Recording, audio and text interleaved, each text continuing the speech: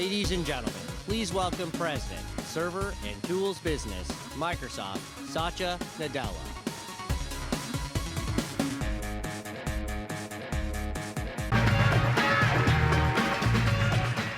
Good morning, everyone.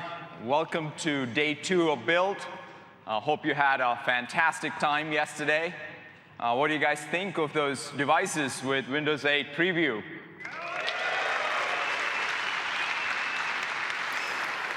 I hear last night the most visited website in the world was the blog on how to boot from VHD. So we had some fun with that. So today, this morning, we're going to switch gears. We're going to talk about the back-end Windows platform. Specifically, we're going to talk about Windows Server 8, Windows Azure, and Visual Studio.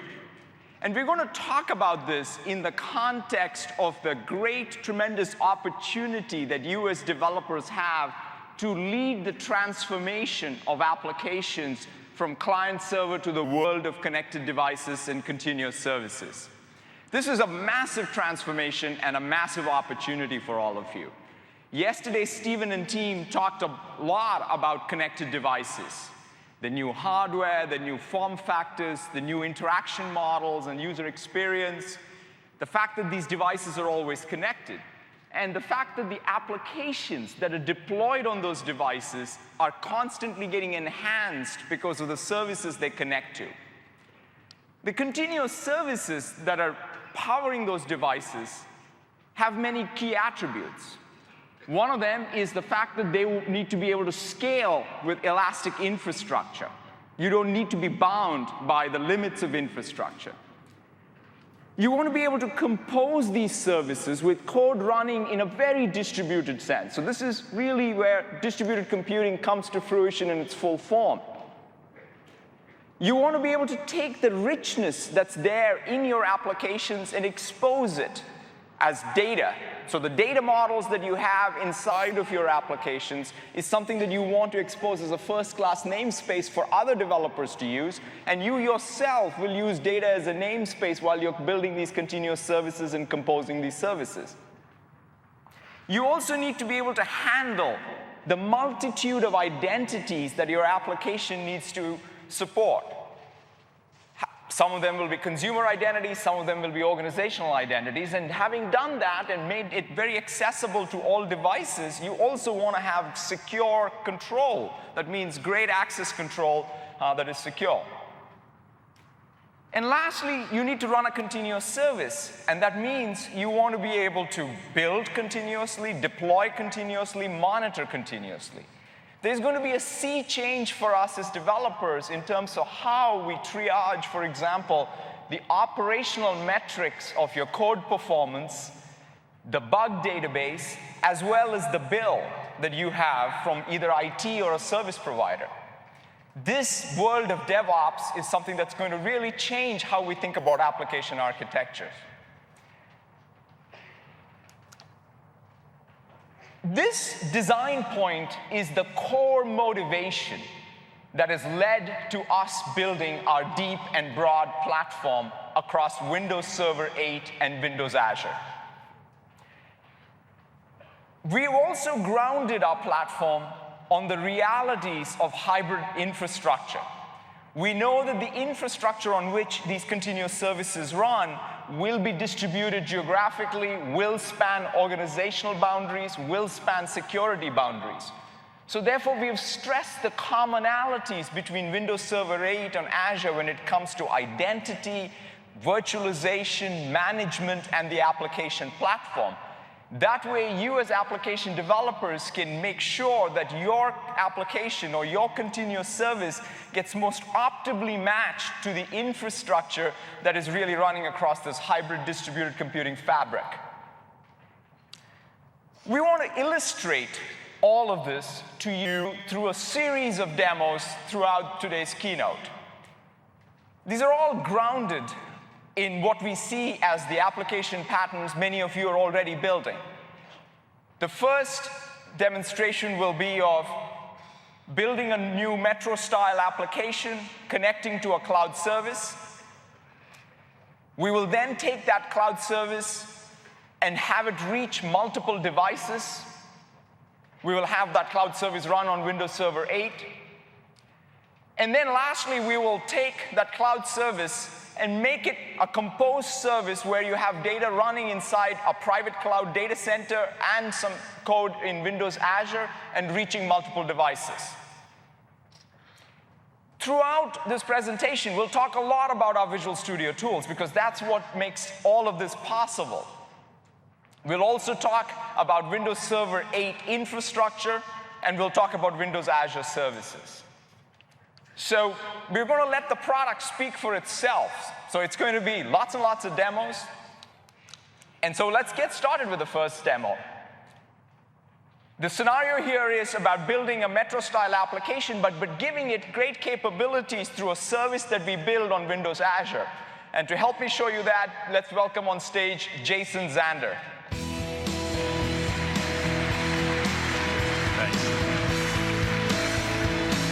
All right, thank you, Satya.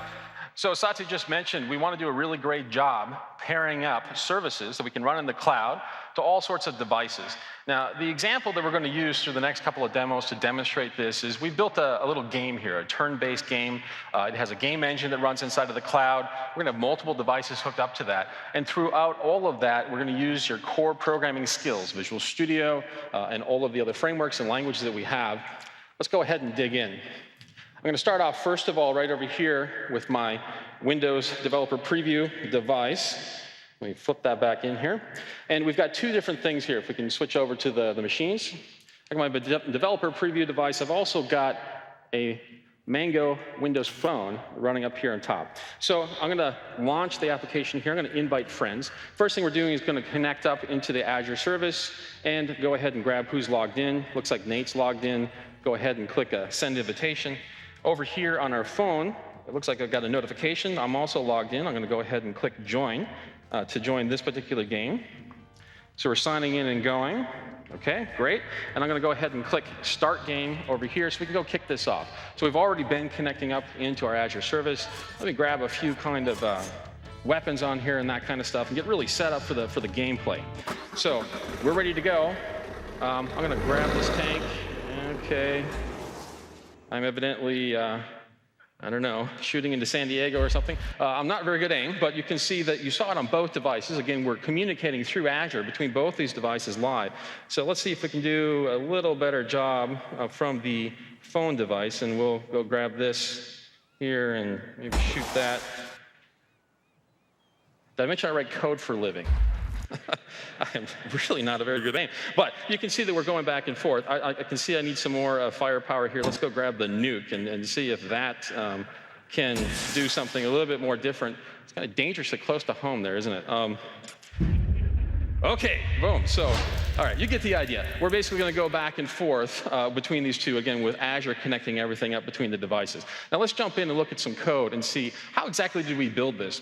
So I want to switch over here to this machine right here. I'm running Visual Studio 2010 and the latest version of the Azure Developer SDK, which we just released. And there's several cool new features in here. Everything I'm showing is available right now. You can go do this. First, this is my service running up in the cloud. So I've got some worker roles, web roles, things like that in here. One of the things that you asked for feedback is I want more support for going through my testing cycles and staging and things like that. So if I click Service Configuration, you see we have a managed option now. And say I wanted to add a staging version in here, I can just copy from production because it's one step before. Let's call this one staging. Hit Enter on that. And if I were to go ahead and now pick staging out of the list, I can now configure it. So if I want different connection strings in here, I probably don't need 10 instances. Maybe we'll make this 2, and we'll push that in there. So very easy, simple way for you to connect up your services, definitions, make sure that those are correct and ready to go. Now, in our scenario, the thing I want to do is go add a leaderboard, because we got some great gameplay, but I need to actually have the ability to track a high score, because I think I'm going to get better at that game. So let's go ahead and look at some code for that. And let me go find leaderboard. And rather than have you watch me type a bunch of code here, let's just look at the code real quick. All we're doing, we're using a repository-based model to pull the data back out, turning it into a response and then sending it back. So I can now make a call up, go grab the data, and pull it back. Really straightforward, kind of makes sense. Now, with the code in place, the next thing I want to do is go up and actually publish. So I'm going to go up and click the publish. With that, I can go back and, well, it's my Tankster application, and then I have this service right here. Here's my staging. Now, when my service is up there, I'm going to be using the normal support for monitoring. Is my system up? Is it running the way that I want to? Anything I need to adjust or anything else like that? But in addition to that, we want to enable some advanced diagnostics. So when you get past the kind of top-level monitoring things, maybe I've got some bottlenecks in my code. We have IntelliTrace in here. One of the things we've enabled is profiling. So if I click Settings, I can switch over to Instrumentation, and we're going to do all the heavy lifting of getting your application deployed and hooking up the profiler and grabbing that data back for you, so now you can actually go in and take a look at it. In the interest of time, let's go right over and take a look at a profiling example that we have. And you can see this is just my service. Here's my new leaderboard that I've cranked up and run. I can look at my hotspots. I have association with code, everything in there and ready to go. So, yeah, thanks. So all of that's available today, Azure SDK, Advanced Diagnostics, and ready to go. So with the leaderboard service now enabled, we need to go back into Satya's picture and go start grabbing the devices and connecting those up. So the next thing we want to do, let's switch over to this development machine. And I have the new version of Visual Studio 11. This is the ultimate version that I have here. And this has got the game that came from my developer preview machine. So I have the leaderboard all mocked up, ready to go. I've got some kind of dummy data in there, and it's ready to hook up to the service. So if we go over here, a couple different things. Let's go to leaderboard. One of the things you'll notice right off the bat, we passed 1 million downloads on the productivity power tools for Visual Studio 2010. And I'm happy to say we've integrated them right into Visual Studio 11. So you can see there. Yeah, they're very cool. I don't even code anymore without these. So you can see it's built right in. So I got leaderboard sitting right there, very happy. Now, this particular chunk of code, we're just going to go grab it, pull the data back down, parse it, and bind it, and then go display it. So that's all pretty straightforward. The one thing I kind of notice is that this code and this code kind of sitting up here off the top, that looks awfully kind of familiar. It turns out that one of the most popular ways to write code is called copy and paste. I don't know if you've ever hit that yourself, but I'm looking at this code and I'm thinking to myself, it doesn't look very robust. There's no exception handling. There's some stuff we want to do.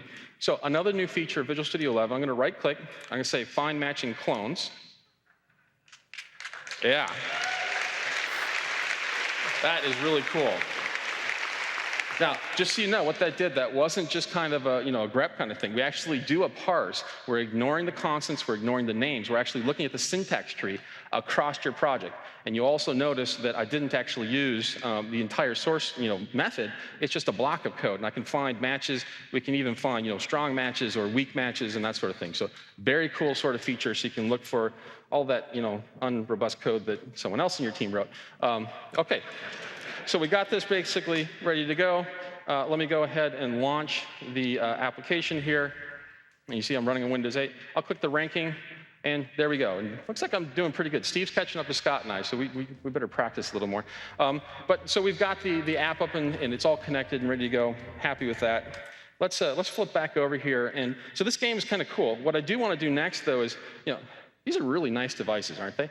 I mean, I want to take advantage of this machine and do some really cool stuff. So we had kind of like a 2D sort of game. I'm going to switch over now, and we've been working on a version of the game that's written in C++ and directly using DirectX.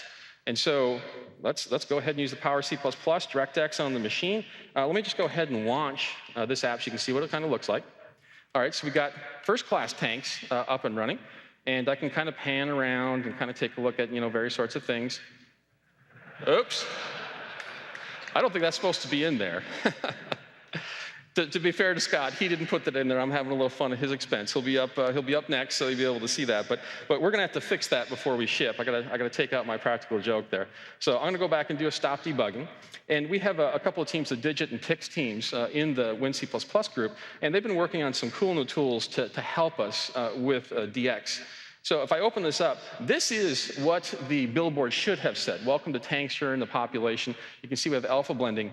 This is another new feature of Visual Studio 11. We actually have a new image editor. It supports alpha blend and a whole bunch of other modern kind of things. Yeah. I think, frankly, the last time we touched the image editor in Visual Studio, Debbie Gibson was on the chart. So it's about time. We needed to do that. So it's in there, and it's pretty cool. We've added some other support for developers. So here's my tank model, and I'm sitting here, of course, right inside of Visual Studio. It's pretty cool. I can actually connect, look at the wireframes, pick individual pieces out of the entire system. Pretty cool. Well, we're not really expecting you to go into Visual Studio and design your game from there. There's obviously really great tools for doing that. But when you think about what you're doing as a developer, you may have paint issues like we just had before, and tools kind of help you out with that.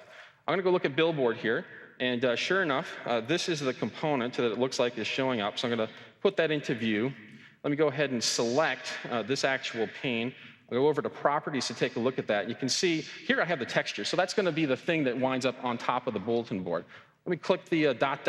here, and I think that should be this other thing that we've got. OK, great. That one makes sense. I'm going to hit F5. We'll go ahead and build it. So now I've applied the right kind of surface on top of that. And if I scroll back over, we're getting pretty close. OK, so we now have the sign up and running. But you can see where we had alpha blending is not quite right. And so I want to go in and debug that. If you look up here in the corner, you're going to see in the upper left-hand corner some diagnostics information that's being run. I'm going to do a print screen of this, maybe rotate a couple times around and take a look. OK, makes sense. Let's flip back over into VS, and let's go ahead and do a stop debugging. And what you see here is we've actually now captured frames as they were rendered, and I took the print screen, okay? So again, we want to put the diagnostics for this right in your hands as a developer. So I know my problem's over here where this black text is. Let me double-click it. Now, the first thing this is doing is actually capturing for that pixel. How did it get to be that color? Well, how did that happen? And if I go back over here, I can look at the pixel history. We started off with a blank screen, okay? Then we added the mountains. Then we added the kind of background, the surface area, and then we added the billboard. And OK, that seems to be wrong. So this is great diagnostic information. This was pixel 893,252. But if I expand this out, now you can kind of see, well, how is that coming together? My frame buffer was right, my pixel shader, but our result was not. So we're getting very, very close to where exactly this problem is. Now, if I go back over here and take a look at this, I can click the object table. The object table is going to give me the ability to talk about and look at all the objects that are used. In this case, it looks like a blending problem, okay, because I'm blending transparency over and it's not coming through. And blend set to false, that certainly seems like a problem. Now let me go back over into the call stack here. And this is the cool thing here, because now I can combine DX and the graphics pieces and the fact that you're in your developer environment. So I've got my code here, and I've got these two together. So I went all the way from pixel, and I can go all the way back here directly into the code. Now, yeah, it's pretty cool, being able to go pixels all the way back. Now, I've got some code here, and this is my code, so I know it's got to do with blending. Sure enough, it looks like we've got a debug setting that was checked in. I need to be able to blend that successfully. We'll go ahead and build it, launch this other piece back up, and now I rotate back over, and everything's good. All right, very, very quick. Yep, thank you. So very quick peek at Visual Studio 11, some of the new features, both the ability to use Azure up in the cloud, add my services, connected up with all sorts of devices. My same skill sets kind of applied across the board. I've literally just scratched the surface of some of the new Visual Studio features, and we got a lot more that's coming. So with that, I'm going to hand it back to Satya and say thank you very much. Thanks, Jason. Thanks. So that gave you a great feel for the new tools. So Visual Studio 2011 developer preview is going to be available for all of you. So the tools, the great languages support built in, the great productivity enhancements, everything from code review to code analysis, project management, all of that, I think, is going to make development fun. The Windows Azure SDK 1.5 and the Visual Studio tools for Windows Azure development, as well as the Windows Azure Toolkit for Windows 8, so that you can get started today to build these cloud backends for your Metro-style applications. The next major consideration for developers is the application platform and the application lifecycle management. One of the top questions for all of us is to make sure that the app platform is robust enough to be able to really support the sophistication of your backends. You also want to be able to make sure that the backends that you build can reach all of the devices. And in that context, we are making significant investments in .NET with .NET 4.5.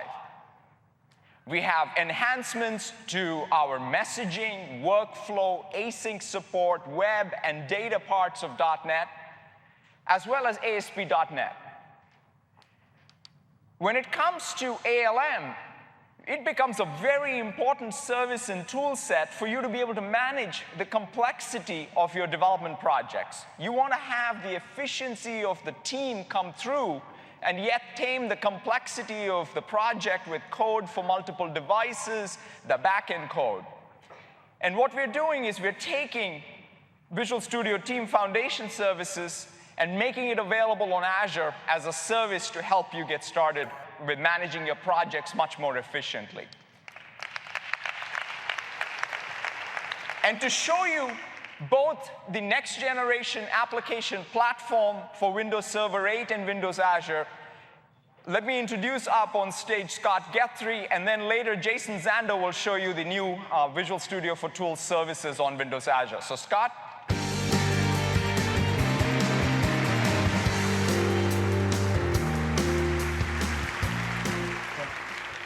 Well, good morning. Jason just showed you how you can build a Metro-style application that integrates with back-end Windows Azure services.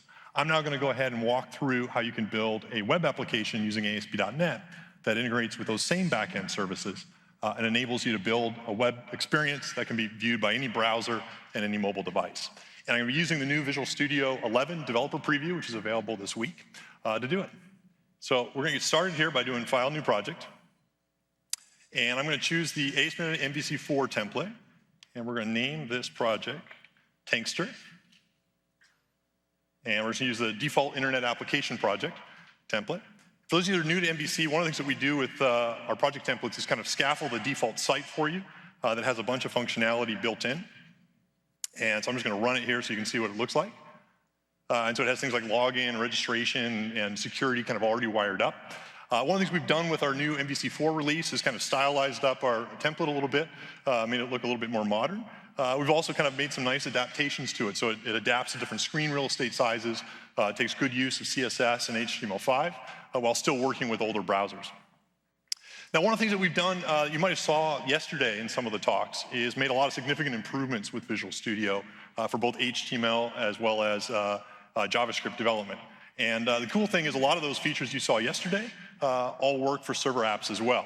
And so, for example, things like the DOM Explorer that you can now actually use within a server app as well. What you're seeing up here on the top is actually a real rendering of the page running inside Visual Studio. You can click around it.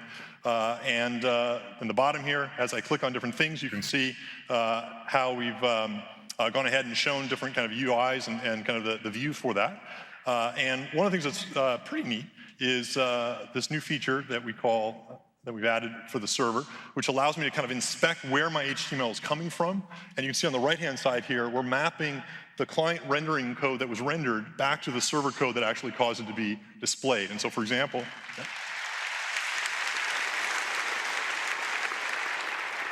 and what's cool is this is not just for your views and your layouts, but even, for example, let's say I click on the login link up here.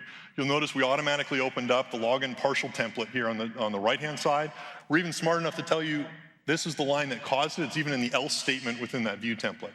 So it makes it really easy for you to kind of see what's causing different things to render. Then you can explore CSS, the full DOM Explorer as well. And what's great is it's not only useful for displaying information, you can also click on things. So say, for example, I want to click on this little copyright thing at the bottom right. I can go ahead here and just change copyright here to have my name. Save, hit refresh over here. Notice it takes effect as well. So it's really easy for you to kind of work back and forth between design view, the DOM Explorer, CSS, and source mode, have a really seamless experience. And because this is actually a separate tool window, if you got a dual screen system, you can just drag it off to one different screen, have your source on the other screen. It's going to enable kind of a much faster and more productive dev experience.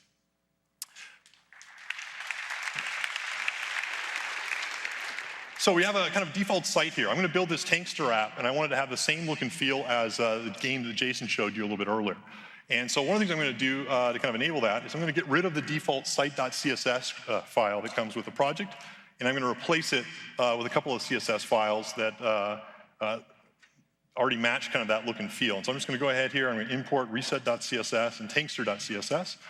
So fairly standard technique to have the reset to kind of clear out your styles across browsers, and then Tankster has our specific style information. And I'm just going to rerun this application, and you'll see that my site now has a style that matches the game that Jason just created. Now you might be wondering, well, how did that actually work? Because you didn't actually, it used to be called site.css, and I just deleted it and I added 2 new CSS style sheets. How did the page know to pick this up? Well, what I'm taking advantage of is another new feature in ASP.NET that we call bundling and minification. And what that allows you to do is to create folders or define folders or rules. And so by default, we have a content rule already set up here. And I can drop JavaScript files or CSS files into those folders and just reference the folder reference. And ASP.NET on the server side will automatically combine the files within it, automatically run a minification on it so it'll reduce the size, get rid of white space, rip out stuff that isn't needed. And then that way I have a single URL that I can expose from my site to pull down that content. And so for example, if I did content/CSS here, that is the minified bundled version of those 2 CSS files that I'm referencing in the site.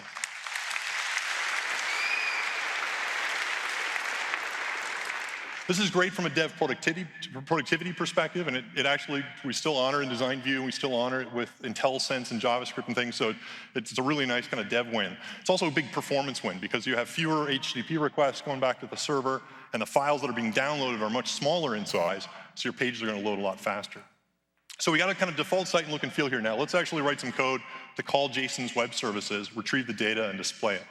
And so to do that, I'm going to start off by adding a couple classes into my project to represent the data. So I'm going to add them into the models folder, and I'm going to call this leaderboard. And just so you don't have to watch me type it, I'm just going to add these 2 classes. One just represents properties about users in the game, and then a leaderboard class that just will maintain a list of the top leaders in terms of vote skills within our game here. And then I'm going to go into my home controller. I'm going to replace the home action with this method here. And all this is doing here is just writing a little bit of code that's going to call Jason's services running inside Azure, retrieve some data. This is using REST. I'm going to basically map the data onto those 2 classes that we created, and then I pass it off to a view template. What's nice about this, you can see here, is I'm taking advantage of some of the new async language capabilities that we're introducing with C# and VB. And so you can see I'm using the async keyword here and the await keyword here. The benefit is it allows me to write very, very clean asynchronous code. And so it's a lot cleaner from a coding perspective. And the big dramatic win here is on a performance perspective, this now allows my server to handle thousands or even tens of thousands of concurrent network connections and scale super, super efficiently. And you'll find with both .NET 4.5 as well as with Windows Server 8, just some really great performance wins in these types of scenarios. So I'm just going to change this to be the async controller. And then the last step I just need to do is I'm going to get rid of the default homepage that we have today and replace it with one that's going to display our leaderboard information. And so I'm just going to create a new one here. I'm going to pass in that leaderboard class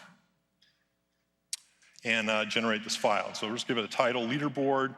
To display this information, I'm just going to go ahead and do a sort of standard UL-LI looping technique. And I'll say for each leader in the model.leaders. Notice we get full IntelliSense, obviously. And then I'm just going to say this is what each item will look like. Just sort of standard UL-LI technique where I'm displaying that information. And now when I rerun this project, calling Jason's web service in Azure, I'm asynchronously pulling that data in, I'm mapping it to those 2 classes, sending it off to a view, and now I have a nice rendering of the leaderboard of the top leaders within Jason's game. I don't know why he's beating me, we have to fix that. So this works great, and because I'm just using standard HTML, CSS, it's going to work across any browser. Including sort of phone factors and smaller kind of screen real estate devices. Now, the only downside, though, on a really small device like a phone, though, is that it's still going to be kind of a little pan because I'm using a lot of horizontal space on the page. And so it's not going to be super optimized. The user might have to pinch and pan a little bit in order to actually see all the data across that wide horizon. So what I want to do instead here is just spend a little bit of time mobile optimizing it so that it feels a little bit better on a small form factor. There's a couple ways I could do that. So when you create a new MVC4 project, you'll notice that there's actually now a mobile application project template that you can use, so that if you want to build a standalone app specifically for mobile devices, it's really easy to get started and do that. What we're also doing, though, is making it possible so that you can start with a project like I have here, which is built for desktop browsers, and easily mobile extend it. And so I'm actually going to take advantage of that technique. And so to do that, I'm just going to import a NuGet package called jQuery.mobile.mbc. This is going to import a couple files into my project here. Let's take a look at those. So the first one that it imported is a couple of new JavaScript files, which is jQuery.mobile. And so we've been huge fans of the jQuery project for several years now, and we're really excited to announce this week that we're going to be shipping jQuery Mobile as part of ASP.NET and Visual Studio going forward.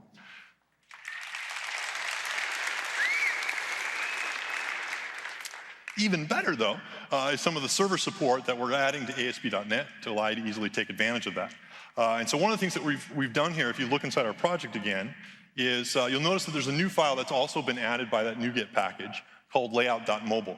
And what we're doing is in the model view controller world, you can have clean separation between your controllers, your models, and your views. With MVC4, we're making it possible so that you can easily override any of the views inside your project to have device-specific optimizations within it. And so, for example, this layout.mobile will basically override when a phone hits the site and actually has a layout that's kind of optimized for a smaller screen real estate. And the cool thing is you can do that on any individual view, partial, or layout.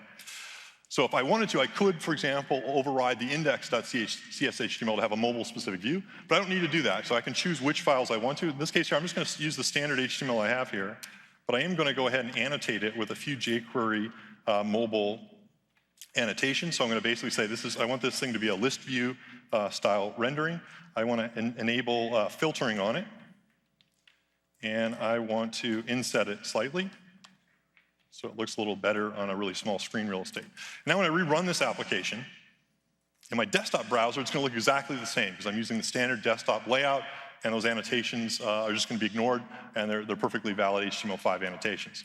But if we switch gears here and hit it with a phone, I'm going to show here an iPhone emulator. We're going to hit that exact same app, and one of the things you'll notice now is we're taking advantage of that new mobile layout, and we're taking advantage of those data annotations to have a much smoother look and feel across that experience that's optimized for a small form factor. I could go ahead and do filtering. This is all client-side, so I can filter to see just the JAs or the SCs. Again, you'll notice full login registration capabilities built into the template. And again, I can click on, say, the About link and go back and forward within my site. And with only a few lines of code, it's super easy for me now to mobile optimize my site and have it work across any phone, whether it's a Windows Phone, an iPhone, Android, or any other type of device.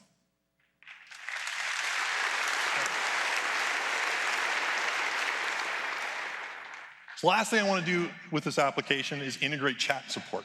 So we want to have it so that anyone in the game can quickly, whether it's on their phone or whether it's on their desktop browser, engage in chats and talk back and forth with other people working in the game. And I want to use WebSockets to do that.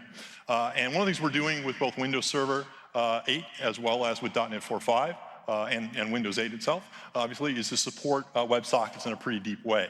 And I can take full advantage of that within .NET.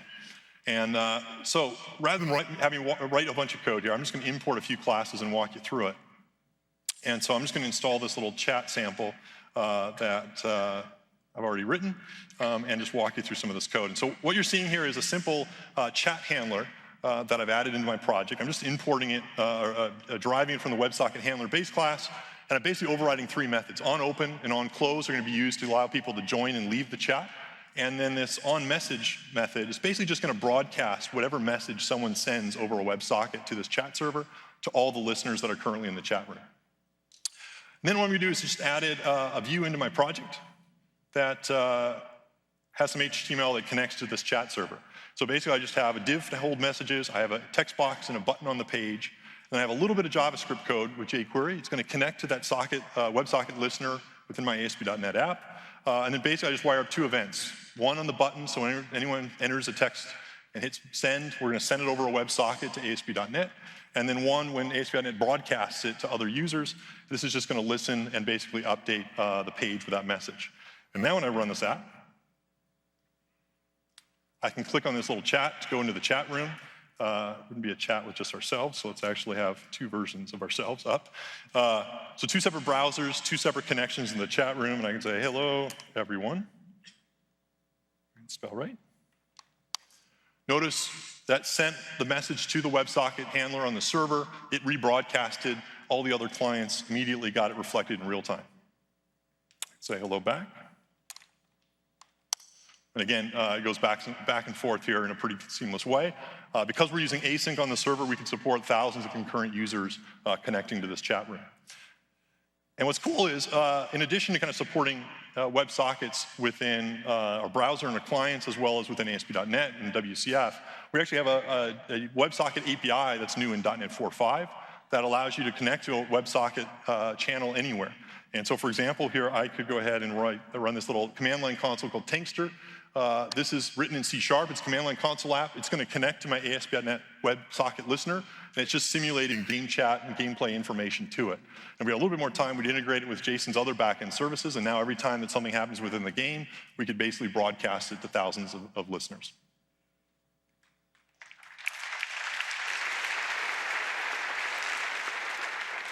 So it's really easy to build this app, add mobile capability, take advantage of async, take advantage and integrate WebSockets within the system. Last thing I want to do here then is talk a little bit about deploying. So obviously I could go ahead now and deploy this to any Windows Server 8 server. I can also go ahead and deploy this app to Windows Azure. And one of the things that's new this week as part of the Azure tooling updates is that we're enabling a new option on every server project inside .NET, where I can just say add Windows Azure deployment project. When you do that, that'll automatically add into your solution the appropriate Azure deployment project pre-wired up with your ASP.NET app or your WCF app. And I can then just go in and change connection strings for the cloud-specific stuff. I could go in and say, hey, I want to run it on a quad-core system, and I want 55 instances of this thing running. And then to deploy it elastically to the cloud, I can just go ahead and hit publish, enter my credentials, hit publish, and now that server app that can be available to any type of client out there can now handle millions of concurrent users around the world, and I can take full advantage of that kind of elastic cloud capability. So it makes it really easy to build apps, really easy to deploy them, and you can run them to any scale.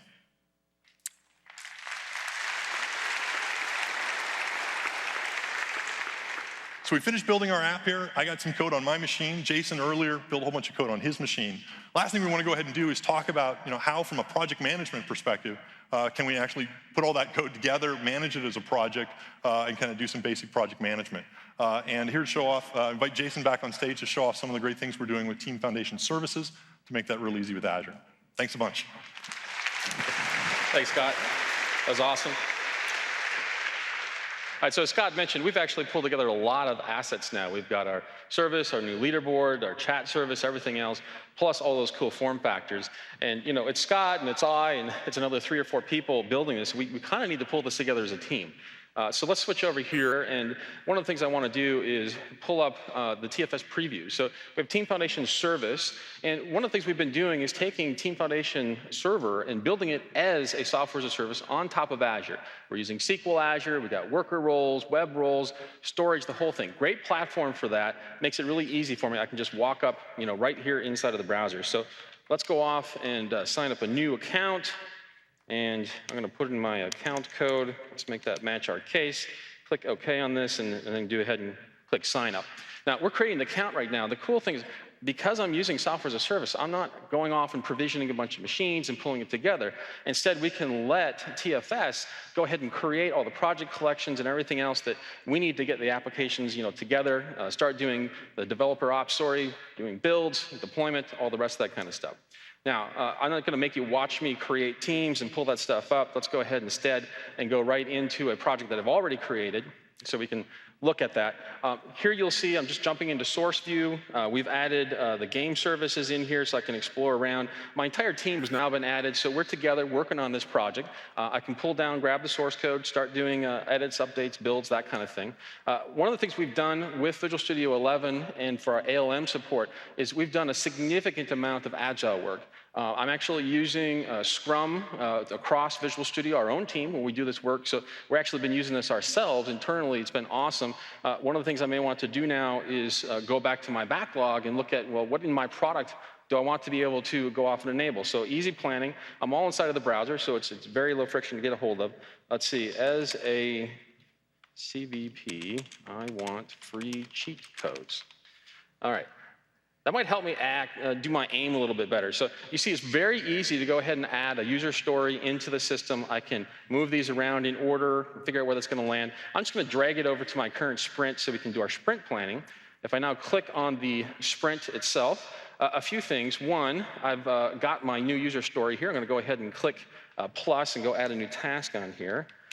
Implement the, I can type hidden code, whatever that looks like. That's about like the way I type on glass. So now I've got my user story. I've got my task in here. You can see, I can see how my team is kind of lining up. Tony and Drew have got a lot of work. I don't have a ton. Let me switch back over into the task board so we can go off and start doing our stand-ups. And we can figure out who's assigned to what. So our nice kind of modern task board, everything off of the cloud.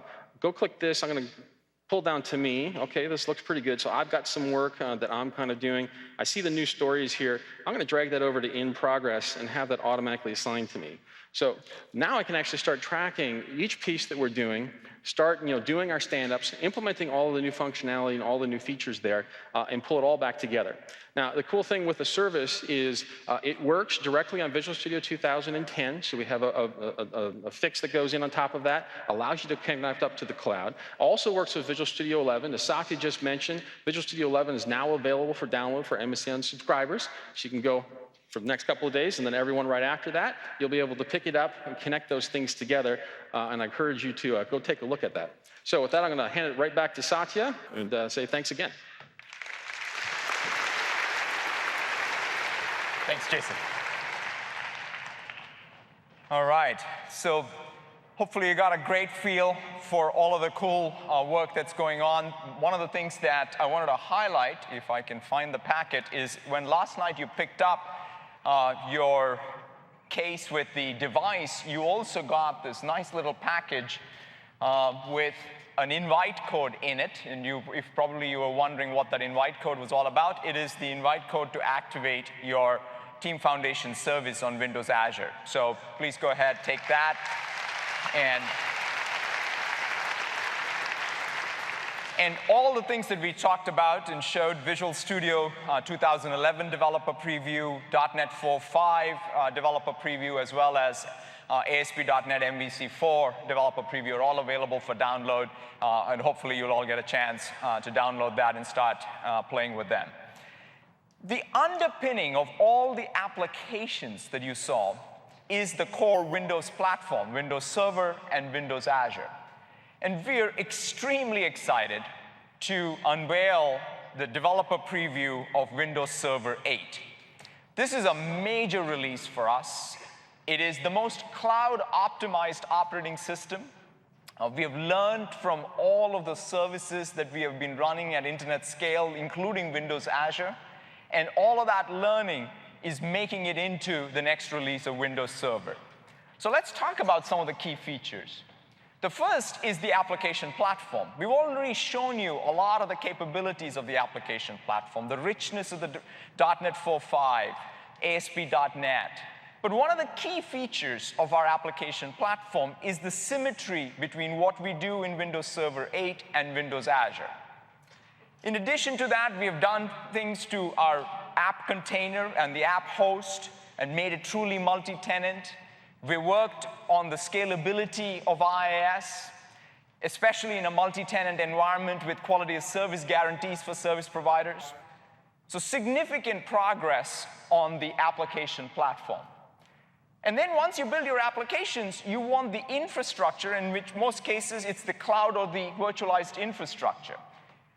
And we have done a major revamp of how you can, in a multi-tenant way, provision your compute, your storage, and your network in support of your variety of different application workloads. The entire virtualization and cloud is built on top of our high availability infrastructure. We've taken, in fact, a lot of the learnings from especially the scale-out architectures we have in Windows Azure and elsewhere, and democratized it in the sense that we can now have small-sized clusters with high availability. So we don't have to be a large-scale provider to have high availability. We've continued to invest in scale-up features because we know that workloads like SQL Server require for mission-critical Tier 1 great scale-up, and we're pushing the envelope on scale-up. We've also made sure that Windows Server 8 is fantastic in terms of the access capabilities it has for all of the modern devices and these connected devices. You can share sessions, share apps, share desktops, share virtual machines. So we made all of that fantastic in terms of access. We've also done great protocol work to make all of that possible.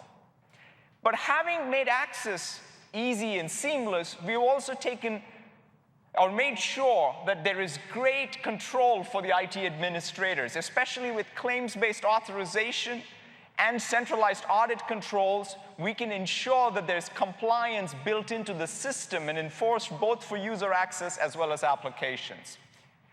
These are just few of the features. This is one of the broadest, deepest releases of Windows Server, and you will get to hear about many of these features in all of the breakout sessions throughout this conference.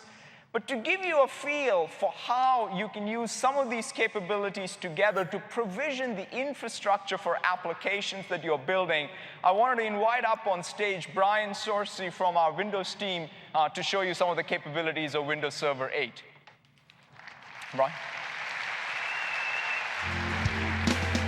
Good morning. Thank you. Good morning. It's a real pleasure to be here today to demonstrate some of the new features and scenarios coming with Windows Server 8. Specifically, we're going to be taking a look how these scenarios help improve performance, continuous availability, and also help reduce price and cost, which is critical regardless if you're an IT pro or a developer. So the three areas we're going to focus on are storage, networking, and virtualization. So to start, let's talk about storage. Now, traditionally, it's required a very specialized skill set to be able to deploy and manage external storage arrays. But now with Windows Server 8, we're providing a new alternative built directly into Windows called storage spaces. So let's take a look at storage spaces in action. So here you can see we have the desktop for the developer preview of Windows Server 8. And if we bring up the new and improved Server Manager, you can see that we have the file services role enabled. So this computer is running as a file server. And if we go ahead and drill a little deeper, over here in the bottom right, you can see that we have 16 SSD hard drives directly attached to this server via SAS. Now, the important thing to understand here is we're not using any external storage array or any specialized storage controller. This is simply just a bunch of disks, or JBOD, directly connected to our server and being managed by Windows. So at the top, you can see we've created a single pool, which contains all 16 of these disks. And at the bottom, we carved out a space from this pool that shows up as a drive on our server. And then lastly, if we move over to shares, you can see that we've created a couple different file shares, which are available to all the servers on our network over the improved SMB 2.2 protocol. So the key here is you don't need a PhD in storage. You can simply attach just a bunch of disks to Windows and have it all managed and deployed right there. So now that we have a couple of these file shares, it's critical that they perform very, very well. So let's talk about networking and our performance improvements connecting to these file shares. So now I'm going to switch over to a second computer. This is also running the developer preview of Windows Server 8. And here you can see we're running Hyper-V, and we have a couple virtual machines. Now, if I go into the settings of my first virtual machine, the first thing you'll notice is that the system drive is actually running from a remote file share. This will be fully supported in Windows Server 8. And then down here, you can see we also have attached 2 data disks to our virtual machine. They're also both running on a remote file share. Now, there is a key difference between these 2 disks. One of them, we're connecting to the file share using a 1 gigabit Ethernet connection. It's very typical, very commonplace in today's environments. The other, however, we're connecting using multiple high-speed NICs that are leveraging SMB 2.2 multi-channel and RDMA. With Windows Server 8, we can use multiple NICs simultaneously to help improve throughput and fault tolerance. So now let's go inside the virtual machine and see how well these networks really perform. So here's our virtual machine, and I'm going to go ahead and bring up Performance Monitor. And what I'm going to do is kick off a SQL load generator, which will put a tremendous amount of SQL traffic across our network. So we'll go ahead and kick it off. Now pay attention to the red bar here. This is monitoring the network throughput of our 1 gigabit Ethernet card. And as you can see, and as to be expected, we're getting less than 100 megabytes per second, which is pretty typical. But now, take a look at the green bar. The green bar is indicating the network throughput that we're getting on our multiple high-speed NICs. And if we click on it, you can see we're getting over 2 gigabytes worth of data transfer.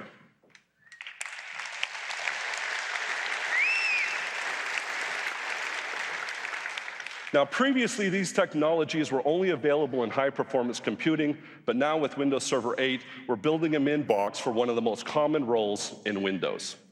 Now, a lot of people see this network throughput and assume we must be saturating our NICs. But let's go back to our file server, and let's go ahead and bring up some perf information. And here you can see we're only using about 15% of the throughput available on our NICs. This is clear indication that we haven't even scratched the surface of what's possible with Windows Server 8. And if we move over and take a look at the performance, we're only using about 1% of the CPU on the server to be able to push this throughput. So with Windows Server 8, we work closely with our networking partners to be able to include in-box new technologies such as RDMA, which allows us to basically get better throughput, but also with very low latency and very low CPU utilization. So now I want to tie it all together, and let's talk about virtualization. So we're going to go ahead and move back to our Hyper-V host. I'm going to go ahead and stop our SQL workload generator. We'll close that out. Now, if you recall, with Windows Server 2008 R2, we included a technology called live migration, which allows us to move a running virtual machine from one physical computer to another with no service interruption, assuming that the virtual hard disk always remained consistent on shared storage. But now with Windows Server 8, we can actually move that virtual hard disk from one storage device to another, again, without any service interruption and any downtime. So let's take a look. Right. So if I go into the settings for our second virtual machine, we'll take a look at the hard disk, and you can see it's currently running on local storage. It's on the C drive of the Hyper-V host. All I'm going to do is simply right-click and say Move, which brings up a wizard. I'll select Move Virtual Machine Storage. We'll click Next, and again, we're going to move all the virtual machine's data to a single location. And what we're going to do is we're going to remove it to the remote file share.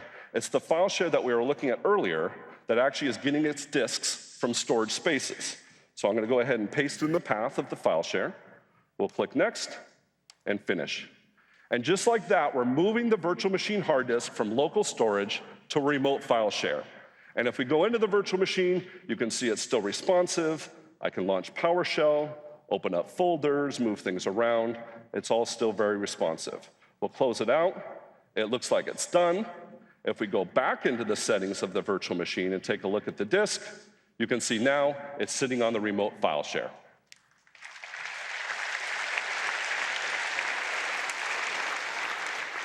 So really, in summary, we've seen just a few of the literally hundreds and hundreds of new scenarios and technologies enabled in Windows Server 8 that really help improve performance, continuous availability, and are also focused on reducing cost. If you're interested in Windows Server and Hyper-V technologies, I highly encourage you to go to the session by Bill Lang immediately after this keynote. It's the Windows Server 8 session, and they're going to go much deeper into additional technologies, and they'll also show you another live migration technology, the ability to move a running virtual machine without the need for any shared cluster technology or any specialized hardware. So if you're interested in that, I highly encourage you to go to that session. And with that, I'll say thank you very much. Thank you. So that was a quick sneak preview of Windows Server 8. It's a great opportunity for developers, but it's a great opportunity for all of our IHV partners across the entire stack, from the OEMs building servers to networking and storage. So we expect to really change the foundational economics of the virtualization and infrastructure with this next release of Windows Server. The next thing I want to talk about is Windows Azure. We have a variety of services in Windows Azure today. We have a fast-paced cadence where we are launching new services constantly on Windows Azure. We have compute, we have storage, we have networking, we have content delivery, we have application services for caching, message passing, and service bus. But the thing that I want to focus on is 3 key services, which are very critical for building out continuous services. The first is the data platform. Second is the data marketplace. And lastly, I want to talk about our access control service. The data platform is a very critical consideration for anyone building a continuous service. You need a rich portfolio of storage across blobs, tables, and full relational capabilities for you to be able to handle the complexity and the depth and breadth of data. In Windows Azure, we today, with the combination of Windows Azure Storage and SQL Azure, have that rich portfolio of storage.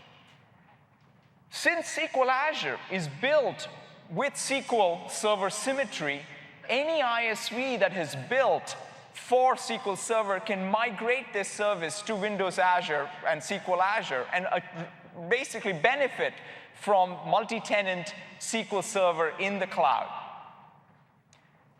The other service that we have, which is very interesting and very pertinent in the context of especially hybrid IT applications, is data sync.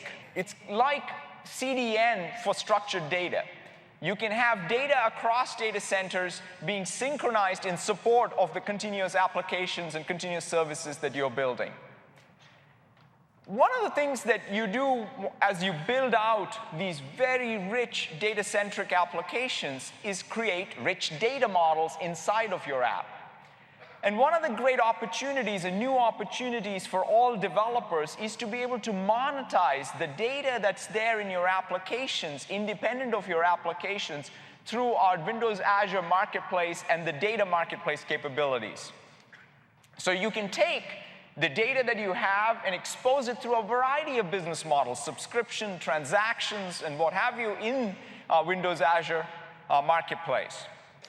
You can also consume data. So if you're a developer wanting to build one of these rich data applications, you can even consume data feeds inside of the data marketplace effectively as a data namespace. To give you some examples, eBay built a Windows Phone application, and they wanted to be able to translate all of the listings across all languages.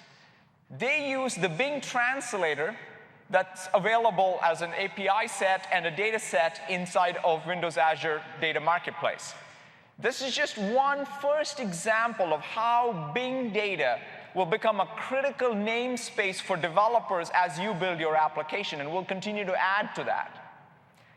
Ford, for their next generation hybrid and electric vehicles, is building an application for consumers to use so that they can make sure that their total cost of ownership is optimized by getting at the time of day energy information. Because after all, your electric bill is very sensitive to when you're going to charge your car. And so that information of what is the electric utilities charging for electricity depending on the time of day is all available in the data marketplace. So they've used that effect as a namespace in their application. Esri is a premier GIS ISV and vendor, and they've taken the geospatial data that's there inside of their applications and made it available for other developers to use, and they're seeing a variety of different use cases in terms of how their data itself is being utilized in the context of other apps. So these are some examples and new opportunities for developers that I would encourage each of you to take a look at as you build your applications to tap into the marketplace itself. The other service that is very relevant in the context of a lot of the app development that we're doing today in the cloud is access control. For example, when you build these rich composed services, one thing that you want to be able to handle is multiple identities, end user identities, organizational identities. You also, as an application, are consuming services and data from other applications and services. So you want to be able to figure out how to manage the access control tokens for all of those services. So you look at the complexity you're faced with, every application developer will end up writing lots and lots of code to handle that complexity. And to tame that, we've introduced Windows Azure Access Control Service to really help you not have to write all of that code again and again, and yet have fantastic access control and multiple identity federation. And to show you a great example of building a new Metro-style application with support for multiple identities, as well as an application that's subscribing to data from multiple data providers on the back end of it, I wanted to invite up on stage John Shushak to give you a feel for access control, data market, as well as the Metro-style applications that it powers. John?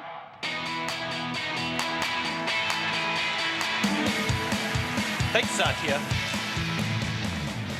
So we've seen a lot of really great stuff being brought together here, and we wanted to spend a couple of minutes talking about the special role that identity, the data marketplace, and other pieces have in stitching all of this stuff together.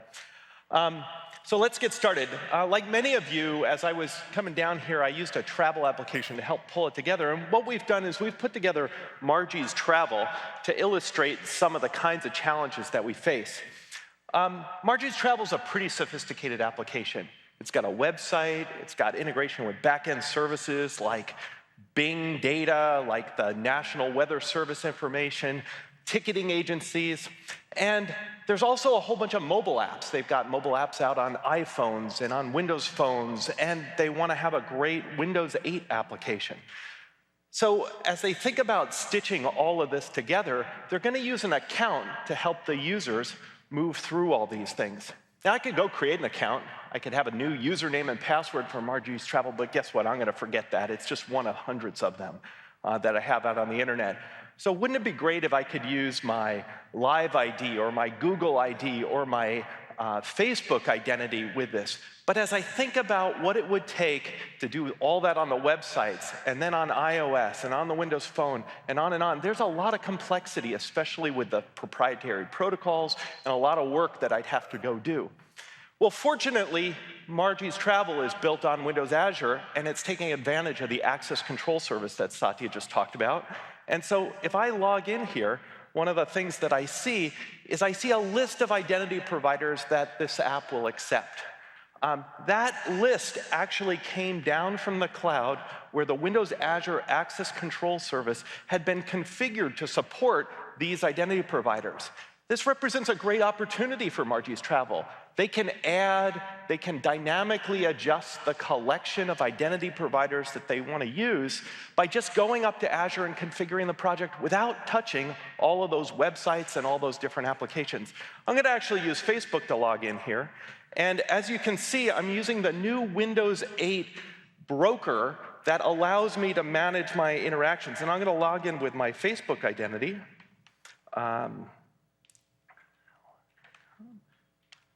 And here we go. I'm now logged in.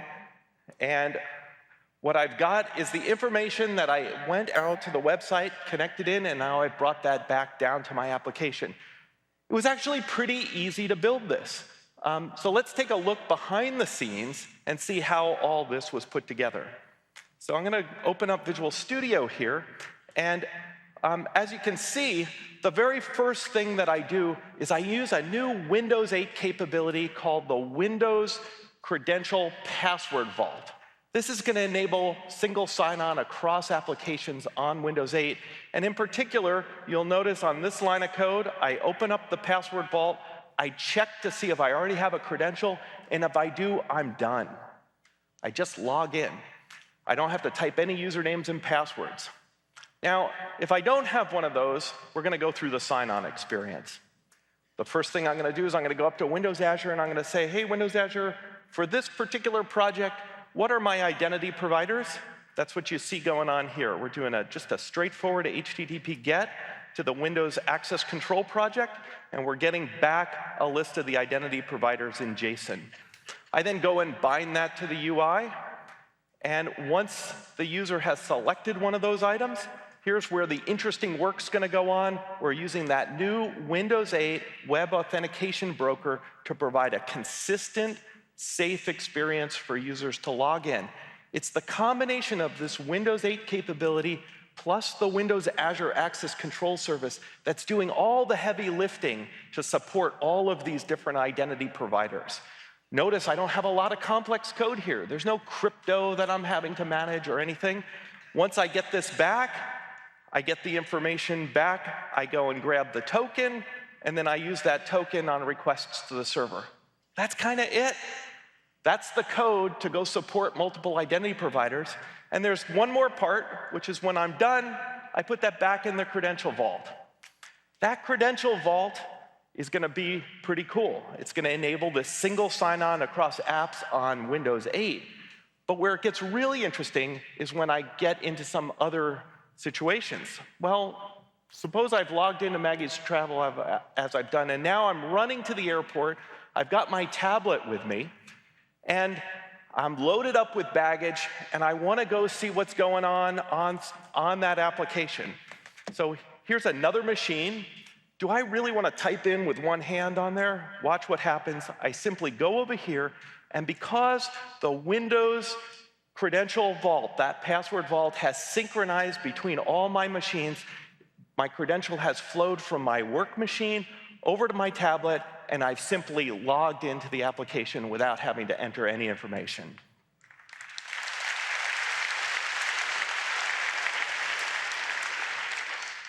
Now, the other thing that this access control service does is it represents the key way that we're going to get to this integrated experience across applications, services, and rich collections of data, this data that Satya was talking about.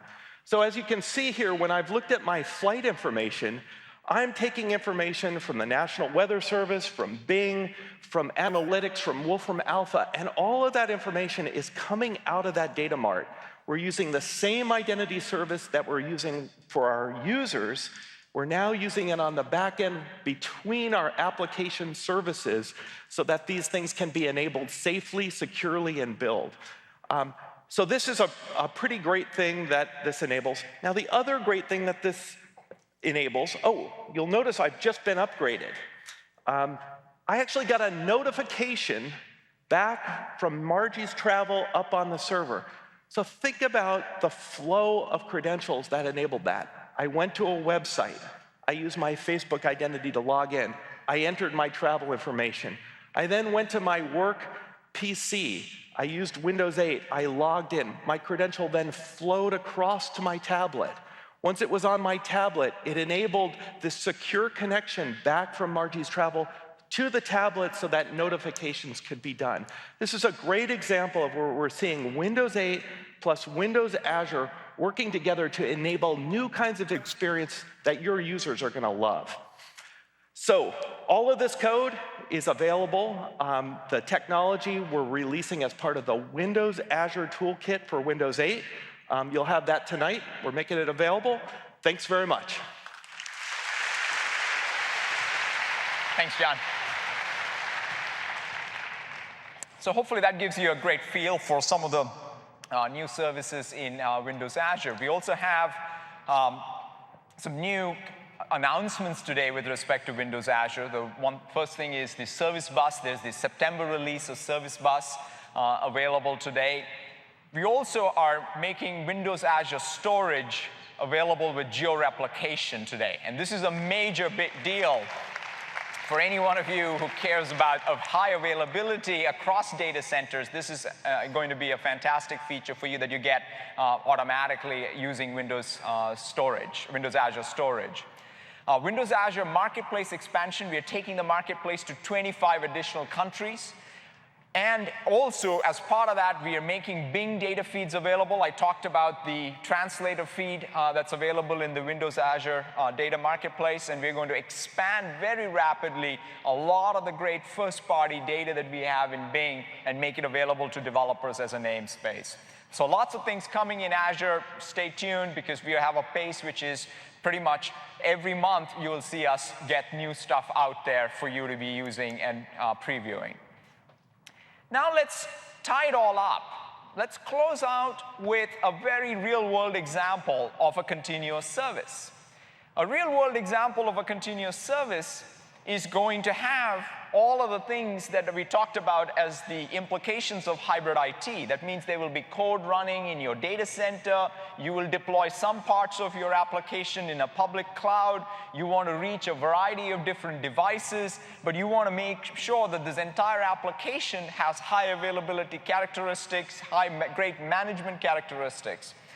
So to really give you a flavor for how such a real-world application can get built on top of Windows Server 8, SQL Server, Windows Azure, as well as connect to a variety of devices, I wanted to invite up on stage Jeff Sanquist and Dan Fernandez to walk you through some demos. Jeff? Hey, man. Thank you.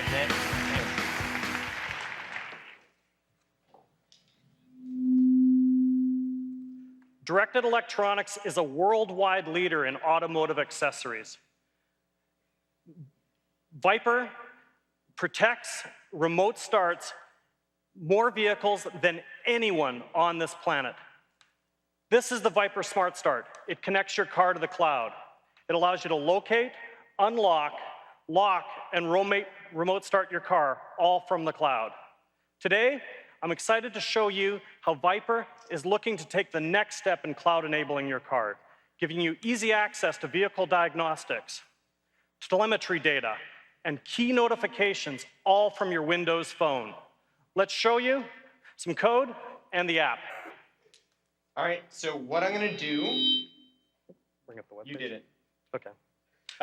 What I'm going to do is just open up the Viper site. And you want to talk about what we're seeing here? So here we have the Viper Smart Start again. I've taken this, installed this on a few cars in my family. And what you've got up here is actually a website running on Windows Azure that allows you to do the things that you can do on the Viper Smart Start phone, smartphone app.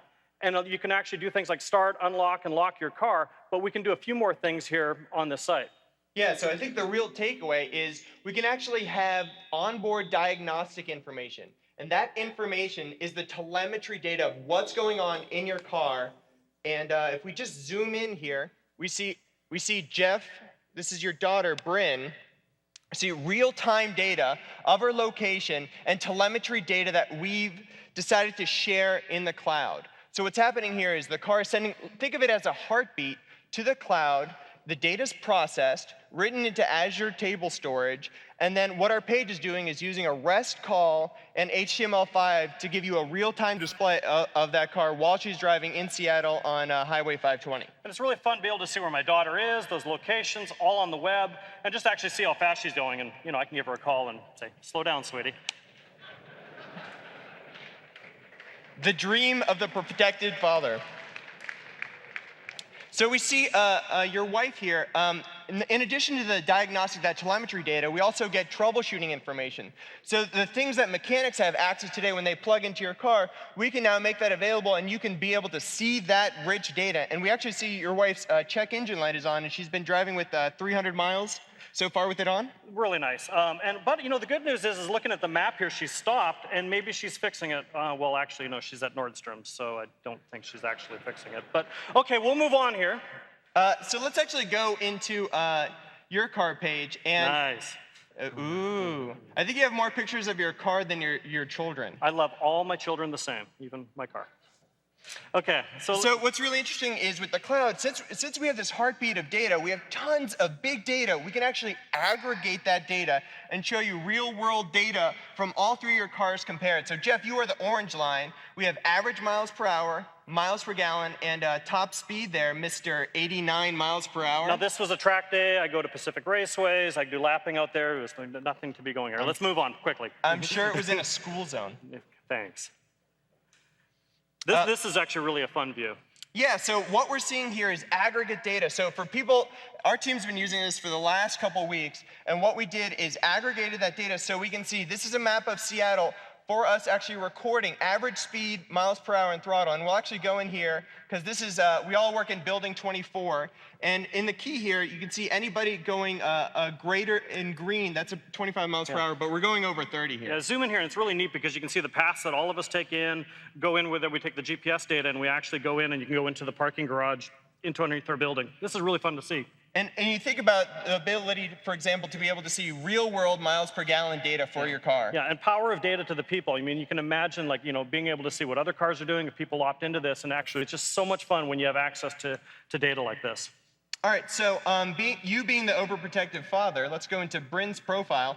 And we talked about cloud services. Really what we're talking about is how do we build a system, a rich alert notification system that needs to talk to both public and private cloud systems. Well, what we're using here is service bus messaging. That's available in the Azure SDK 1.5.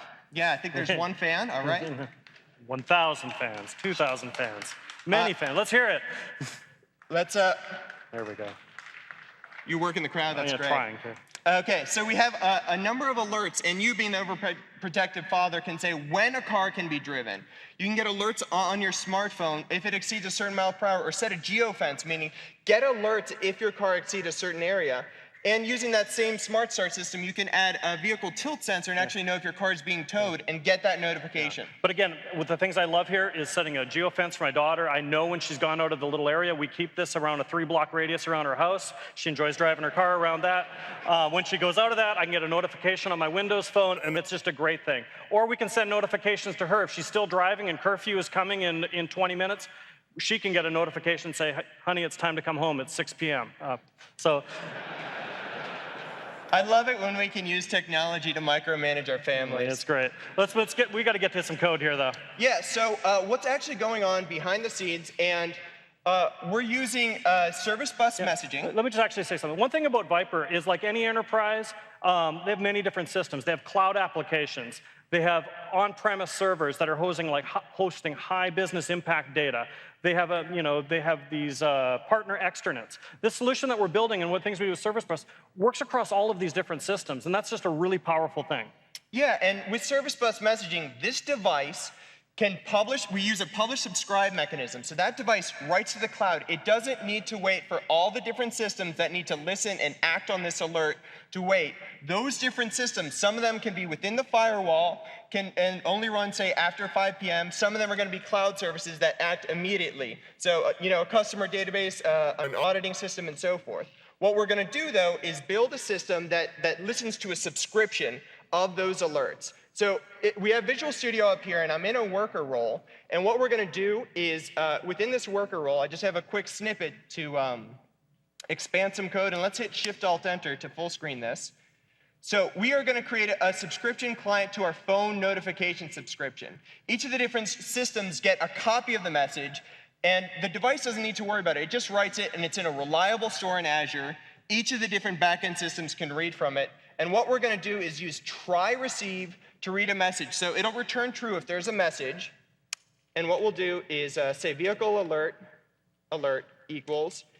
And this is a brokered message. And a brokered message has metadata about our message as well as the actual content. So what I want to do is actually call get body and say vehicle alert.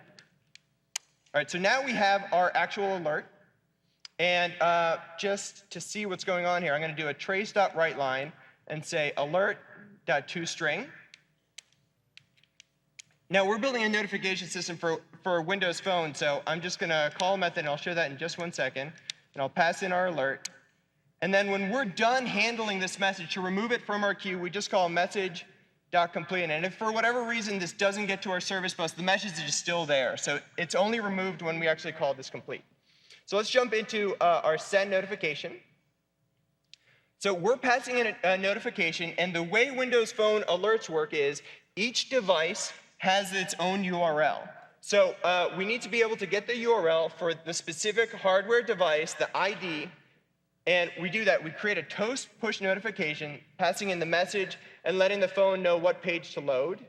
And the get notifications channel, what that does is pulls into the systems and said all the Windows phones in Jeff's family, which have registered for alerts, and that means every member of your family has a Windows phone, right? That's exactly it. Every single person in my family, even my 11-year-old daughter.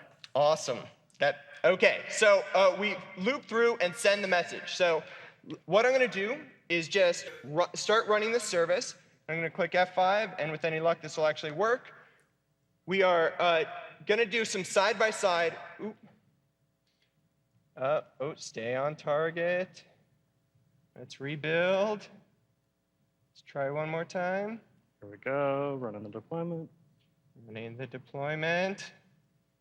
See if it goes here. Okay, so I'm going to open a page on our left side on the screen. We have a diagnostic application that lets us write data. And on our right side is the Azure Compute Emulator. So this lets us know what Azure, that background worker, is just waiting for messages. I'm going to clear this log. And on the left side, I'm going to send a message, OMG, car towed.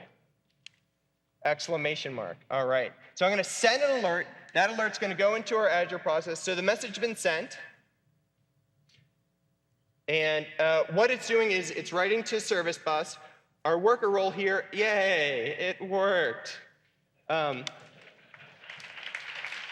It's written here. And here we go down on the phone. You can see that we've got it. And we've got that on the big screen there. And if I click on the notification that we come to our Windows phone, it brings up a really nice page from the Viper Smart Start app. And that you can actually see where the car is located. It says, oh my God, the car's been towed. And you can go deal with that and run like crazy. This is actually just a really, really fun thing to be able to get this. And I would like to thank Viper for partnering with us. You're going to be able to go into your local car electronics store, get the Viper Smart Start, pair it with your Windows phone, and it's just a wonderful, wonderful product, and we really appreciate their partnership. Thanks, Dan. So, when you think about this, you've seen, thank you. You've seen what happens when you take one little bit of technology and you connect it to your car to the cloud with that. And that's a powerful thing. But you know what? We can do so much more. We got to take all of Microsoft and bring it to your car. I can imagine if you take Windows Phone, Windows Azure, Xbox, Bing, you name it, and we go and we bring this all to a car. That could be an amazing thing. I think about things like, imagine if you had a heads-up display on your windshield using augmented reality and using Bing to be able to look off in your periphery and see businesses off in your distance and decide where you're going to go for gas or things like that. Wouldn't that be awesome? So I am absolutely confident that me and my team, that with our tools and the tools that all of you use, that we can go build the apps to go do that. And you know what? The thing is we need somebody to build us a car. We need somebody that is like the best of the best, that we could work with, that we could build a car. And you know what? We found the team. Creative, innovative is the name of the game. West Coast Customs gonna build it your way. From granddaddy's 5K to the world center stage, internationally known, but American made. You can dream it, we can build it, that's the way that we roll. Inside West Coast Customs is the name of the show. We're the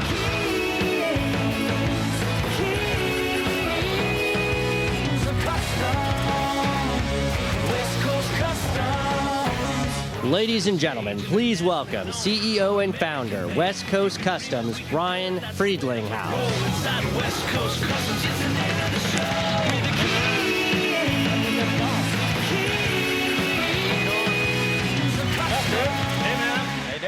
Hey, thanks for coming out here. No, thank you. Hey, this is great. So, why don't you tell us just a little bit about what you and your team do? Tell us about how you got started, or what do you guys do? We build cool cars. At the end of the day, I started this company with a dream of, I want to build the best cars out there. And I think we're doing a pretty good job at it. Now, you build cars for a lot of unique individuals. Who have you built cars for? The list is crazy, from Paris Hilton to Shaq to Mark Wahlberg. We just built a car for Justin Bieber. So we're out there doing some pretty crazy stuff. A lot of Justin Bieber fans out here, I can tell. This is really cool. And so we're going to build a car together, right? Yes, sir. And the thing that's actually really cool about it is we're going to do it for your TV show. And we're going to take all the tools that you do, all the Microsoft products and technologies, Visual Studio, you name it, and we're going to show the world what happens when you pair software development and awesome cars. What do you think about this? For us, it's an honor. Obviously, we're the best in the business. You guys are the best in the business. And joining the two forces together is going to be unstoppable. What kind of car? That's awesome. So you're going to see me, Dan, Clint, Dan Fernandez, Clint Rutkus. We're all going to be part of the show. We're actually going to be setting up camp down at your facility there, and we're going to go build this car together. What kind of car are we going to go build?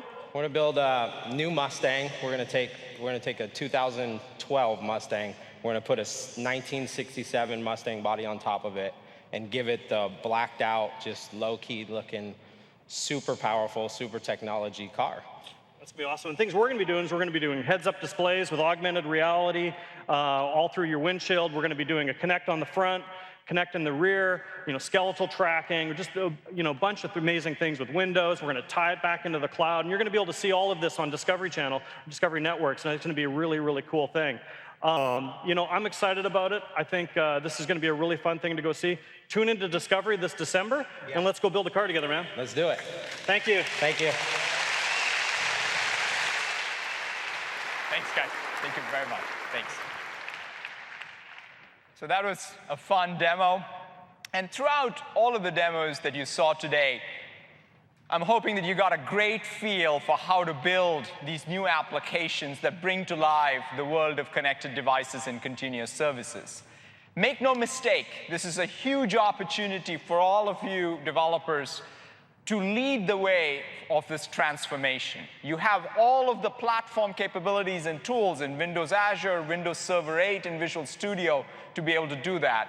So I look forward to seeing a lot of your innovation in the coming weeks and coming months, and thank you very much for attending today's keynote and the rest of Build. Thank you.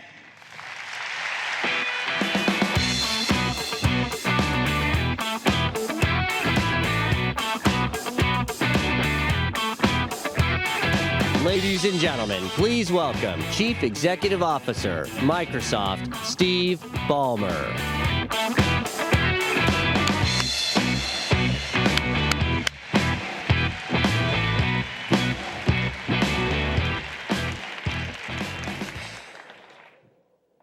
Thought I should come on down and check in with you folks and see how things are going.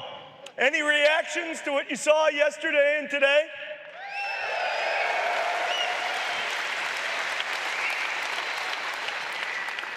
Well, it's sure a pleasure and an honor for me to have a chance to spend a few minutes with you. We had a chance to lay out a lot of what we wanted to talk about today in terms of news with Windows Server, and with Windows Azure.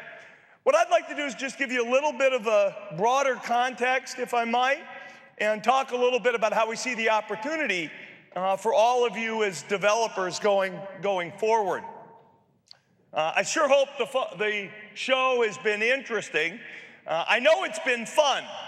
I went and checked how quickly you activated the machines that you got yesterday, and I guess I can tell you what you were all doing last night. I'm sure that was a lot of fun, and while it's clear we have a long way to go still with Windows 8, we've been gratified certainly by the reactions and the interest. In addition to the machines that we distributed here, there have already been 500,000 downloads off the website of Windows 8, which we were very gratified to see. Some of the reactions that we have heard, either in the press or through the blogosphere and through Twitter, from VentureBeat, Windows 8 reimagines user experience and adds major performance gains. From Tom Warren, I've never witnessed this much excitement in a Microsoft audience at a keynote before. It's electric. Thank Tom, and thanks to all of you. From Silicon Republic, Microsoft reveals its new Windows 8 OS, plenty of secret weapons. And perhaps my favorite from Good Coffee Code, I'm struggling to think of anything that would make Microsoft devs happier. Stunning news from Bill Wynn. It's really gratifying, really gratifying to see and to hear. But we got a lot of work to do. We have to complete Windows 8, obviously. We had a chance to give you the code for Intel systems. We got a lot of work to do also on the ARM systems, which are very, very important to us.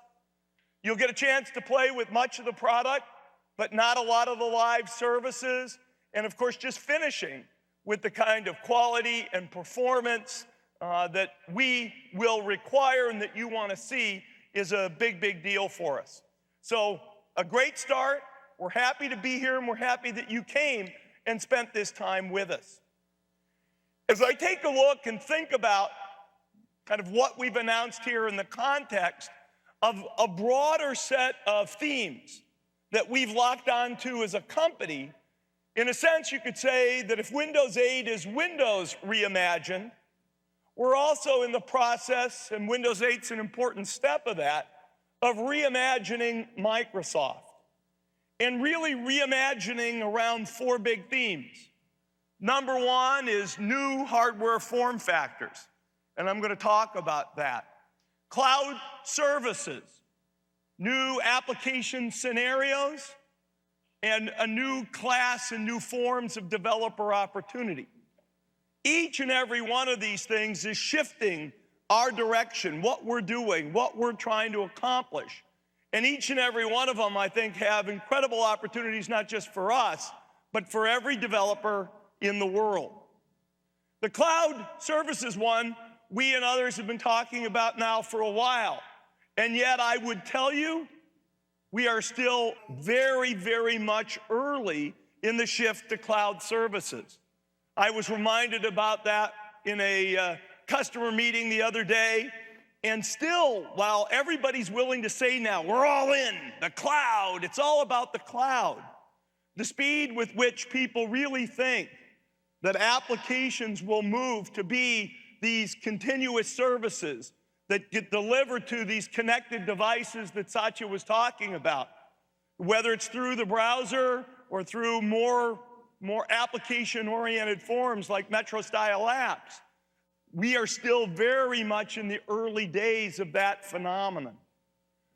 Even as Microsoft, with our own applications, we're 100% committed to supporting these platforms and the cloud with our applications, and yet we feel like we've just begun to scratch the surface.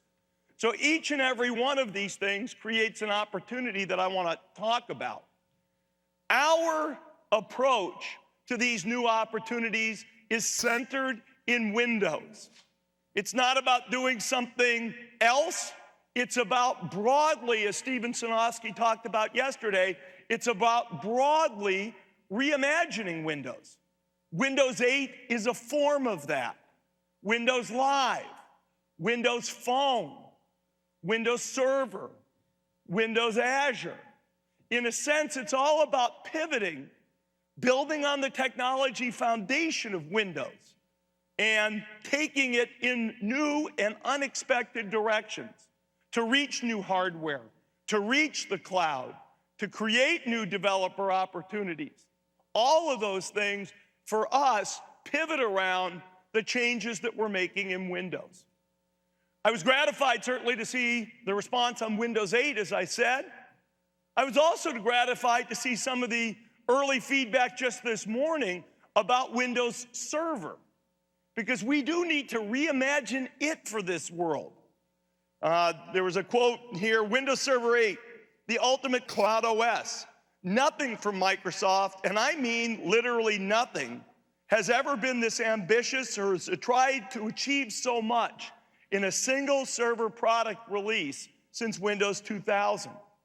Another quote, Server 8 will unleash a massive tsunami of new features, especially targeted at building and managing infrastructure for large multi-tenant clouds. And it goes on.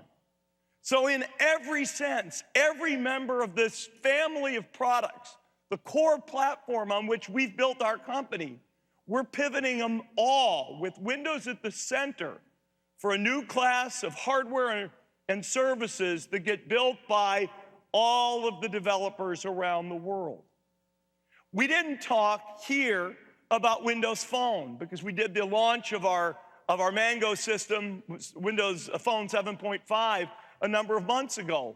But I want to kind of emphasize and put a bit of a point on that.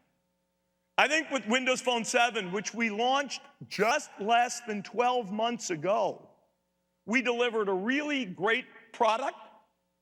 With our 7.5 release, we've got a great update, and we've got an engineering cadence that has great agility in terms of delivering new capability.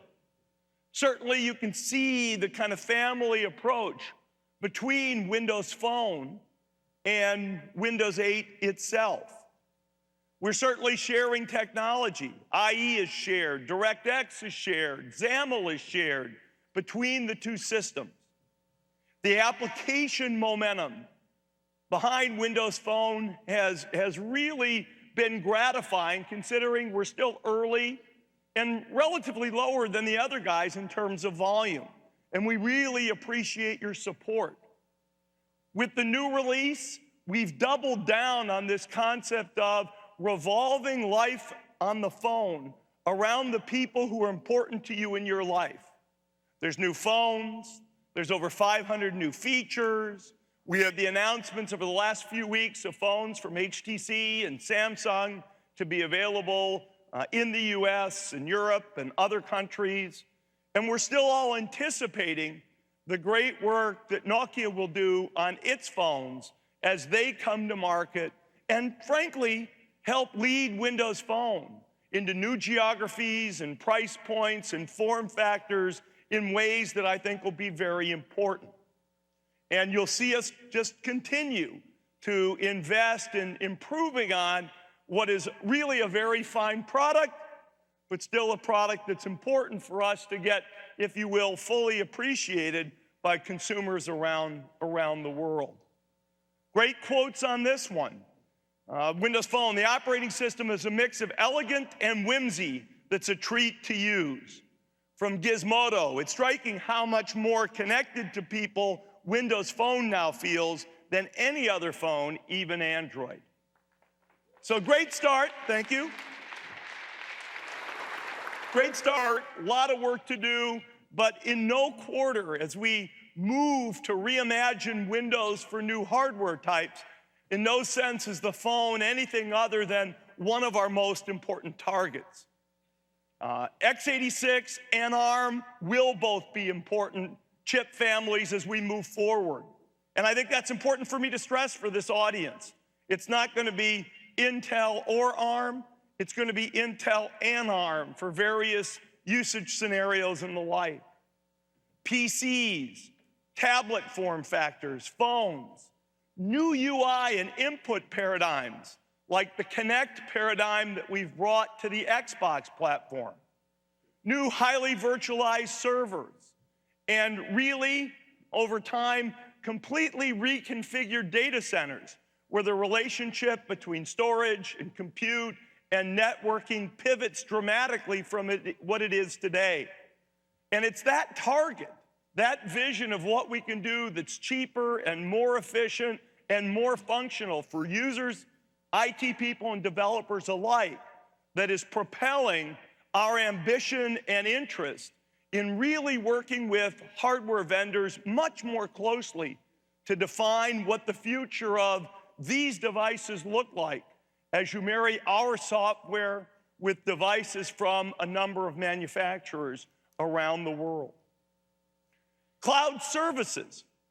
If you kind of scan and think about it, I told you I think we're very early, extremely early. Yes, consumers use the cloud a lot. Yes, there are a lot of websites. And yet, the notion of really re-instrumenting mission-critical applications, smaller applications, doing more interesting things in the cloud, I think is very early days. The kind of platform support and the kinds of innovation and new platform elements that'll exist out there are broad. Satya talked to you about compute and storage, access control and identity. Chris Jones talked yesterday about people, essentially, and ID as a platform in Windows Live. Notifications, certainly an important thing, as John Shuchuk had a chance to show you today. Big data, data as a business intelligence, and massive analytics as new services in the cloud. All of these need to be invented, put in market, made available both as applications and to developers as we move forward. And certainly, when I look at the list of things that we're doing in Azure and Windows Live, the list of new services to support exciting application development, it is a very, very long list that will come at a very, very fast cadence.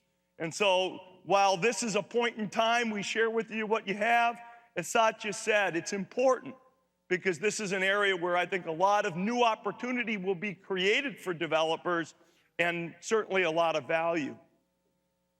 The other thing that's important to us is we're taking a look at every one of our cloud applications and asking what aspects of this application might also be interesting to developers. In Office 365, how do we make SharePoint a general purpose platform that you can extend through Azure? Bing, how do we take Bing data and put it in a form where it is an extensible element that can be used by developers in your own applications? What else is there in Bing for which we should provide extensibility? And the list goes on and on. In CRM, how do we help you build general purpose applications that live off of our cloud service dynamic CRM product? So this push on cloud services through our applications, through Azure and through Windows Live is a fundamental part of rethinking, rebuilding, and reimagining Microsoft. In terms of new scenarios, we essentially as a company are in seven businesses, 7 application areas. Phones, PCs and tablets, and TV devices through Xbox, and then a cloud platform, productivity and communications applications, search, and ERP and CRM. As I said earlier, each and every one of these groups, not just the ones you heard from today, are redesigning their systems around the platforms that we talked about here today. Each one of these are moving to the cloud as their fundamental business model. Each one of these, as I'm sure each one of you is asking, what kinds of new application scenarios can I build given that I have these new cloud services? Not just how do I change the deployment model, but how do I change the user model? How do I change my business model? How do I change the capabilities of my applications? So I want it to be clear, we're all in. We're retooling all of what we do around the platforms that we talked to you about over the course of the last 2 days. To me, this all adds up to a time of unprecedented opportunity for developers. Some great number of years ago, we got started evangelizing software developers. It's in our blood. It's kind of where we're programmed and what we think about. And if you stop and reflect, you'd say there's never been a better time to have software development as a core skill. We talked on the first day about how the number of developers is literally multiplying, from the hardcore professional developers that might be 10 million to probably as many as 100 million people around the planet who are now writing applications. And the chance to do even more and have a chance to profit, if you want to, from that economically is growing.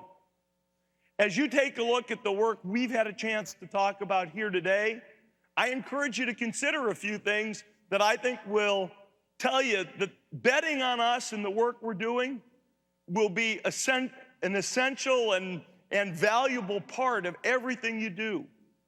This year, there will be 350 million Windows devices sold.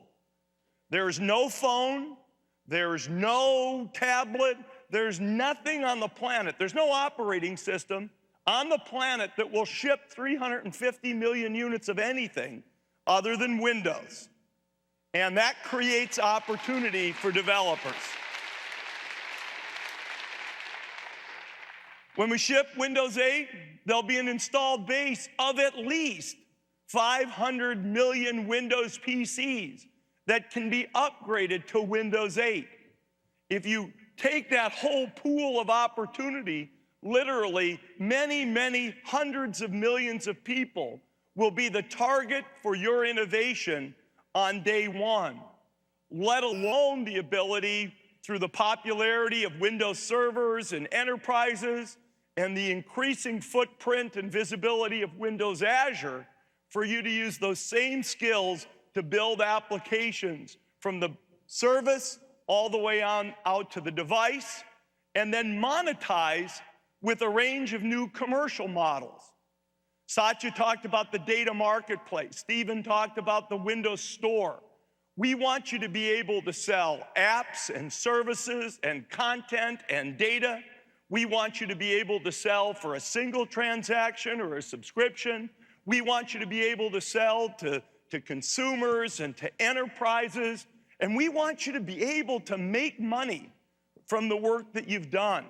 And so taking the cost and complexity out of deployment and putting the opportunity in to much more simply put your applications and services in front of your customers and charge for them correctly is super important to us, and you can bet on that.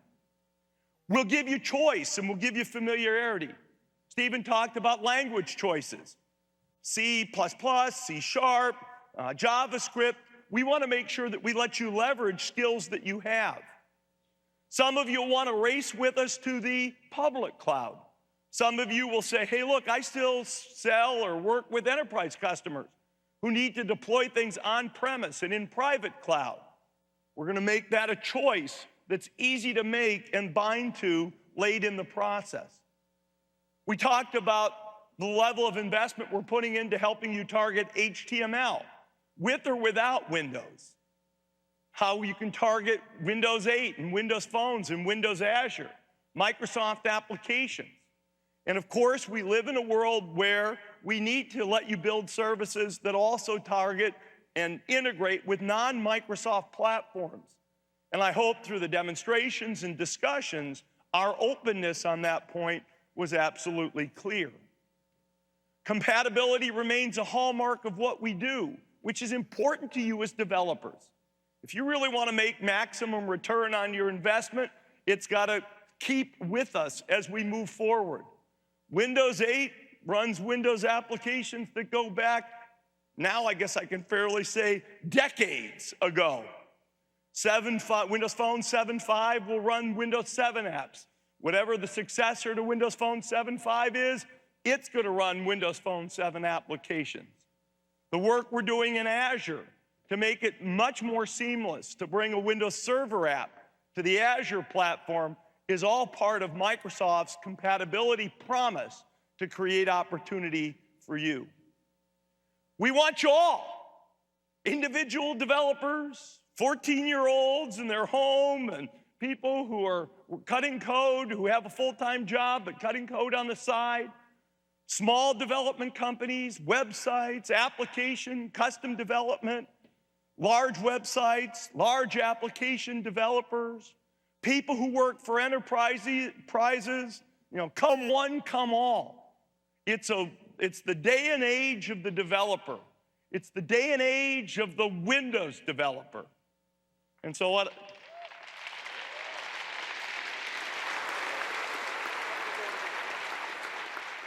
And in the day and age of the Windows developer, I'm going to leave you with one last thought. Let's move forward together and let's seize the opportunity for developers, developers, developers. Thank you all very much.